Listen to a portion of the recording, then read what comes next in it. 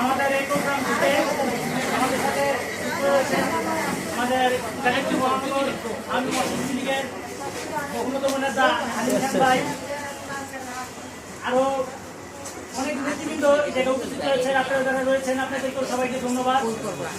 আমি কথা বলবো না, আমি শুধু কথা বলতে চাই। আপনারা জানেন সামনে জাতীয় নির্বাচন, আমাদের গাজীপুর 2 আসন থেকে আমরা রাসেল ভাইয়ের জন্য ভোট চাই। আপনারা জানেন রাসেল ভাই কি কি উন্নয়ন করেছে, স্কুল, কলেজ, মাদ্রাসা, আমাদের হিন্দু ভাইদের জন্য মন্দির। আমাদের রাসেল ভাই প্রত্যেকটি জায়গায় যে উন্নয়ন করেছে, আমরা তার জন্য ভোট চাই। তো আমরা ইতিমধ্যেই শপথ ভাই বলেছে আপনাদেরকে যে একটি ছেলে মানুষ সব জায়গায় যা ভোট চাইতে পারে না। আপনারা যারা মহিলা মানুষ আছেন, যারা আমার এলাকার মা বোনেরা আছেন, আপনারা আপনাদের কাছে অনুরোধ থাকবে যে এখন থেকেই আপনারা প্রত্যেকটি জায়গায় যে নৌকা মার্কার জন্য ভোট চাবেন। আজকে নৌকা মার্কা আছে বিধায় পাচ্ছেন আপনারা, আটা ময়দা সবই আপনারা নৌকা মার্কা আছে জন্যই পাচ্ছেন। শেখ হাসিনা আপনাদের জন্য বিধবা ভাতা করে দিয়েছে, আপনাদেরকে বয়স্ক ভাতা করে দিয়েছে, প্রতিবন্ধী ভাতা করে দিয়েছে। জননেত্রী শেখ হাসিনা আপনাদের জন্য সর্বক্ষণ মহিলাদের জন্য আমাদের জননেত্রী শেখ হাসিনা ভাবেন।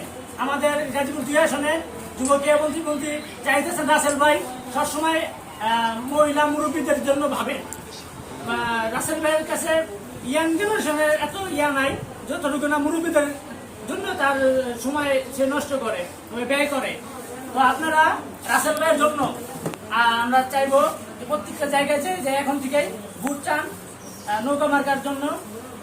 রাসেল ভাই যদি আপনাদের কাছে আবার আসে, আপনারা যে উন্নয়ন হয়েছে সামনে দেখবেন যে আরো উন্নয়ন করছে। আমি নৌকা মার্কার ভোট চেয়ে আমি আমার এই বক্তব্য শেষ করছি। জয় বাংলা, জয় বঙ্গবন্ধু।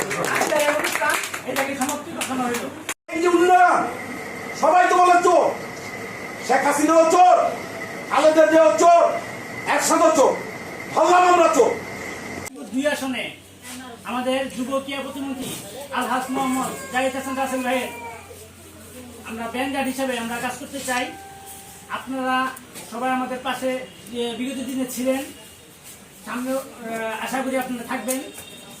আমি চাই সামনে গাজীপুর 2 আসনের নির্বাচনে নৌকাকে পাশ করানোর জন্য আমাদের যা কিছু করার দরকার আমরা করব। আমাদের মাঝে মহানগরীর নীতিবৃন্দ আছে, তারা কথা বলবে, আমাদের শপথ ভাই আছে, তারা কথা বলবে। আমি আমার এই বক্তব্য শেষ করছি। জয় বাংলা, জয় বঙ্গবন্ধু। আসসালামু আলাইকুম।